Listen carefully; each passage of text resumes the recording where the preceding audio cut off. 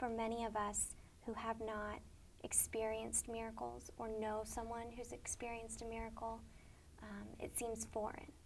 And our society relies so heavily on modern science. What would you say to skeptics who fall in line with David Hume and say they just don't exist? I would say that when you're dealing with any other kind of subject, you pay attention to what reliable eyewitnesses say. If you hold your philosophic premise so tightly because you haven't experienced it, that you doubt everybody else has experienced it, if you're willing to call hundreds of millions of people liars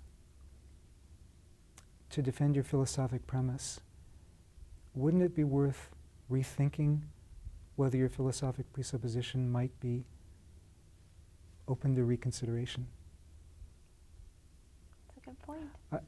I was an atheist before my conversion, so I have some sympathy for the skeptical approach. Okay. And I struggled with it some. Even though I had seen some miracles, even though I had experienced some miracles, I always thought, well, you can come up with some other explanation if you have to. And ultimately, people can always come up with some other explanation.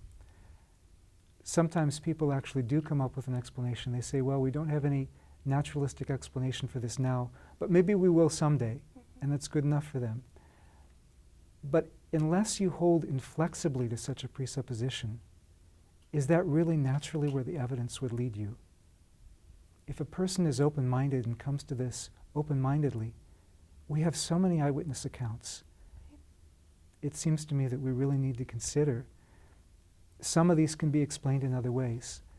But when you have multiple raisings from the dead, in my own circle, I mean, if it were just a coincidence, say a 1 in 10,000 coincidence, how do you explain the coincidence of me having 10 people in my own immediate circle who are eyewitnesses of that? It gets hard to ignore at that point. It gets very hard.